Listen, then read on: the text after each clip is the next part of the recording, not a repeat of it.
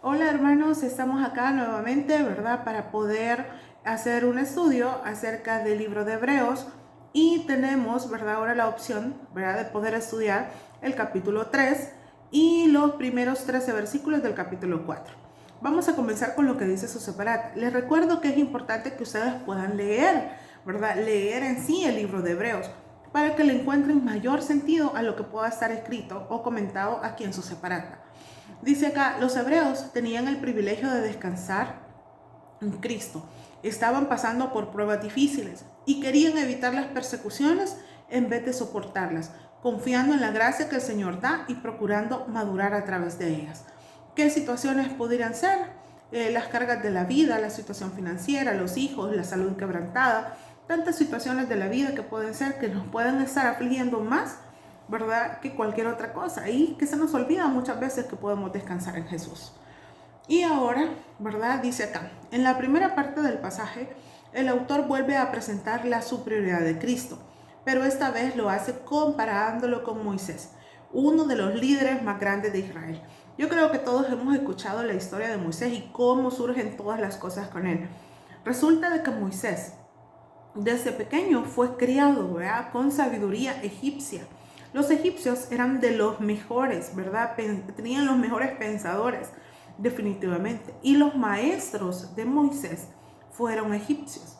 Entonces Moisés tenía una sabiduría excelente, definitivamente. Entonces el pueblo, ¿verdad? Los judíos e Israel, lo que sucedía era que ellos creían que Moisés era superior.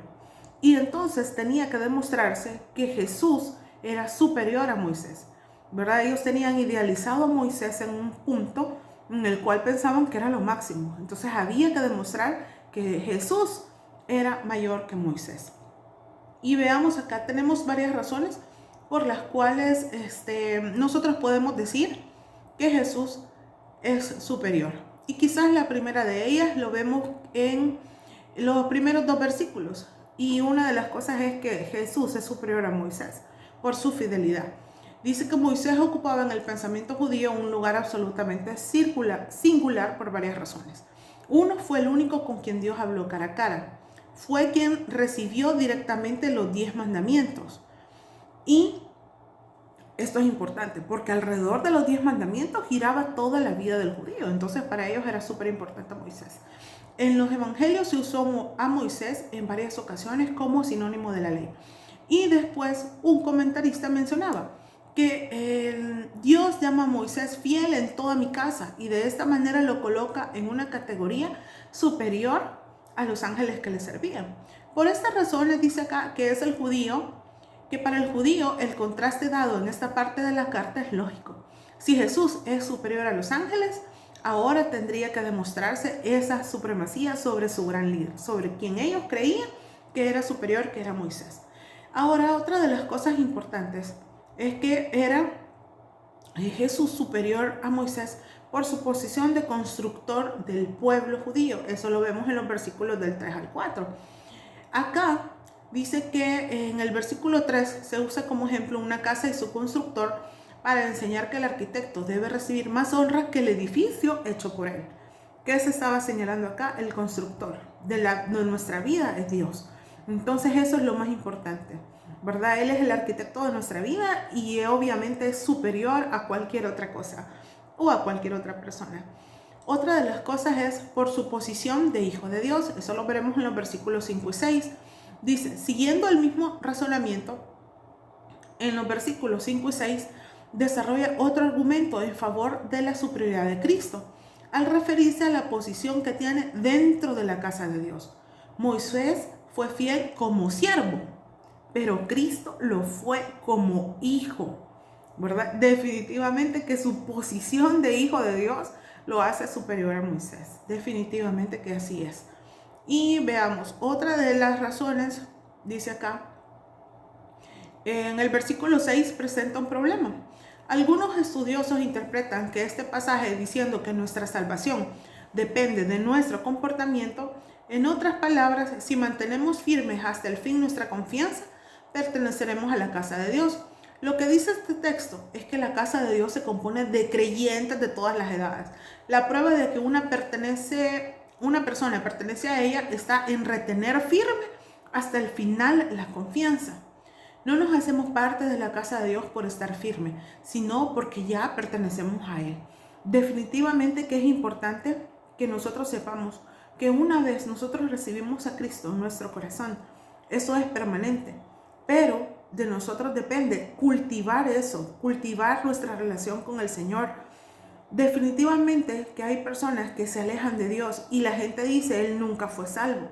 En realidad no podemos juzgar eso y eso solo lo juzga Dios, ¿verdad? Definitivamente. Pero lo que nosotros sí podemos tener la seguridad es que nosotros tenemos que retener lo que ya tenemos, ¿verdad? Porque si no, ¿cómo vamos a retener algo si no tenemos nada? Entonces es importante que nosotros nos demos cuenta de eso. Otra de las cosas es, habla acerca de la infidelidad del pueblo de Dios.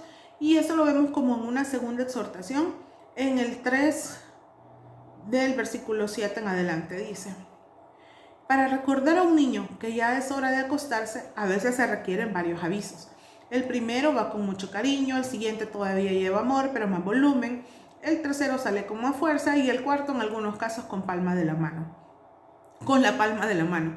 ¿Qué significa eso? Que nosotros, normalmente estamos acostumbrados a recibir advertencias, o sea, casi nunca obedecemos a la primera vez, ¿verdad? Es raro que alguien lo haga. O evalúa si la primera vez es bueno obedecer o no. Entonces, este es un ejemplo. Dice acá: los destinatarios de esta carta eran semejantes. Necesitaron de 5 advertencias que se expresan a través de la epístola de los Hebreos. Cada una de ellas es más severa que la anterior. En este pasaje aparece la segunda advertencia. Y dice acá, en la primera, la encontramos en el capítulo 2, versículo de 1 al 4. Advierte contra el peligro de deslizarse y su objetivo era llamar la atención de sus lectores a la verdad. Y esta segunda la encontramos acá, en el versículo 7 en adelante del capítulo 3. El riesgo es desobedecer a la verdad. Cuando la indiferencia es persistente, da lugar a la desobediencia. Definitivamente que nuestra naturaleza pecaminosa nos hace desobedecer. Por eso es que nosotros tenemos que someter nuestra vida al Señor, al señorío de Dios, y a pedirle al Espíritu Santo que pueda guiarnos. El pasaje dice que comienza con una expresión que es por lo cual. Aquí nuevamente hace referencia a la enseñanza anterior, que establece la superioridad de Cristo sobre los ángeles y Moisés. El peligro lo señala el versículo 8, donde dice: no endurezcáis vuestros corazones. La palabra endurecer tiene sentido de encallecer. Los callos en los pies o en manos no surgen de repente, sino que son provocados por irritaciones repetidas. Comienzan con una ampolla, ¿verdad? Luego, si se roza varias veces, se convierte en un callo. La verdad que se desecha por primera vez hace que la conciencia se sienta pesadumbrada, pero si se persiste en esta actitud, se llega a endurecer. Una conciencia así es insensible a la palabra de Dios. Si nosotros creemos que la palabra de Dios no es para nuestras vidas y no la obedecemos, alguien más viene y nos dice lo mismo y seguimos no creyendo en lo que dice su palabra. Alguien más viene una tercera, una cuarta persona, pero nuestro corazón entonces se está volviendo duro, se endurece nuestro corazón porque no queremos recibir lo que Dios tiene para nuestras vidas. Entonces tenemos que tener mucho cuidado con eso, ¿verdad? Por eso ahí está esa advertencia. Veamos acá. Estos versículos, ¿verdad?, del 7 al 11, citan el Salmo 95, del 7 al 11. Dice, se refieren a la falta de fe mostrada por los israelitas en el desierto. Como los destinatarios de esta carta conocían perfectamente las frases en la provocación y en el día de la tentación en el desierto, el autor usa este pasaje para enseñarles que no debían endurecer su corazón como sus antepasados, a quienes el Señor les dijo: por tanto juré en mi ira, no entrarán en mi reposo. Aquí viene esa palabra, justo viene esa palabra a recordarles a ellos, ¿verdad? Que ya antes había un pueblo que había endurecido su corazón, pero que ahora era un tiempo diferente y estaba pasando lo mismo. Luego se hace una advertencia a los destinatarios de esta carta y lo vemos en el versículo 12 al 15 de este capítulo 3. En el versículo 12 les dice que tengan cuidado, que la misma incredulidad no fue hallada en ellos. Aquí no implica que fuera a apostatar de la fe o negar a Cristo, sino que podían apartarse de Dios. Yo creería, ¿verdad?, que hay situaciones que nos hacen alejarnos de Dios, no buscarle a Dios. Por ejemplo, la muerte de un familiar por una enfermedad que surgió de la nada. Yo creo que hay gente que se aleja. La pérdida de un hijo, la pérdida de un esposo, de una esposa, son cosas súper delicadas que si nosotros no estamos firmes en Cristo Jesús, definitivamente que esas cosas nos pueden alejar, porque vamos a cuestionar a Dios de lo que Él permitió que sucediera. Veamos, dice en el versículo 15, el escritor vuelve a citar el Salmo 95. Lo usa para ilustrar cómo el creyente puede perder los derechos que le corresponden. Los israelitas habían recibido la promesa de la tierra prometida. De verdad que era un gran privilegio ese. Pero la perdieron porque provocaron a Dios por su falta de fe. O sea, la tierra prometida era para todos, pero algunos no creyeron y creían que eso nunca iba a pasar. Entonces, por hacer eso, perdieron no entrar. Recuérdense que pasaron 40 años en el desierto hasta que muriera el último que no creyó. Definitivamente que fue un tiempo muy difícil para el pueblo de Israel. Los creyentes, dice acá, hay un tema donde dice deben exhortarse unos a otros para mantenerse firmes. Definitivamente que sí. Y por eso tenemos una iglesia donde tenemos hermanos que los podemos apoyar unos con otros. Luego hay un paralelismo entre los israelitas y los destinatarios, ¿verdad? Una comparación. Dice acá, ¿qué parecido existía entre los destinatarios y el ejemplo que se les estaba poniendo a los israelitas? Y aquí las tenemos, hay unas similitudes. Dice, ambos pueblos habían sido escogidos y redimidos. Habían recibido una promesa, ambos pueblos no habían creído, eran acreedores al castigo por la desobediencia, y la otra era que debían derrotar al enemigo para merecer el descanso. Cuando decimos que habían sido escogidos y redimidos, significa que los israelitas habían salido de Egipto al ser liberados de la antigua esclavitud y ahora se les daba la oportunidad de descansar. Eso era importante porque también a los destinatarios, para los que va a Hebreos, lo que es Hebreos, dice que los destinatarios habían sido redimidos. En el 3.1 se les llama hermanos santos, es decir, habían sido separados de la ley de lo antiguo para venir a Cristo y gozar del descanso que Él ofrece. Luego, cuando dice que se les había hecho una promesa al pueblo de Israel, la promesa era la tierra prometida. Y para los destinatarios de esta carta, una vida de confianza y dependencia de Dios. Yo creo que es algo hermoso que podamos descubrir que Dios tiene algo para nosotros. Y eso es nuestra confianza, que Él quiere que nosotros podamos depender de Él, confiar en Él. Luego aparece aquí una palabra que es la palabra reposo, que aparece varias veces en nuestro pasaje, en el cual se le dan 3 diferentes significados. Uno se usa primeramente como la paz de Dios, también como la tierra prometida, que era el descanso que esperaba el pueblo dirigido por Moisés. Y por último se usa como referencia al descanso de Dios en el 6º día de la creación. Esto último, el escritor resume los demás usos del vocablo. Según un comentarista, este argumento yace en una concepción rabínica en la cual Dios reposó de sus trabajos en el 7º día. Eso es importante que recordemos, lo de la creación. ¿Verdad? Hubo 6 días, creó Dios todo lo que iba a habitar en esta tierra. Y el 7º día descansó. Ahora, otra de las cosas era que los israelitas no entraron en el descanso de Dios, es decir, en el momento que tenían para ellos Dios, porque ellos no creían. Entonces nosotros acá, los destinatarios también no habían creído y eran desobedientes. Otros, dice acá, que éramos acreedores de un castigo por la desobediencia. Dice acá, los destinatarios de Hebreos estaban en peligro de cometer el mismo error que los israelitas, quienes habían recibido un juicio físico, porque habían recibido eso porque andaban buscándolos, ¿verdad? Para matarlos a todos aquellos que presenciaran, ¿verdad? De alguna manera se presenciaran ellos que seguían a Dios, seguían a Jesús. Entonces, la promesa de descanso no es garantía de que se va a obtener. Este debe apropiarse por medio de la fe. En el caso del pueblo judío, había recibido la promesa, pero algunos no la alcanzaron por no haber creído. Hay cosas que nosotros no las obtenemos porque no hemos creído.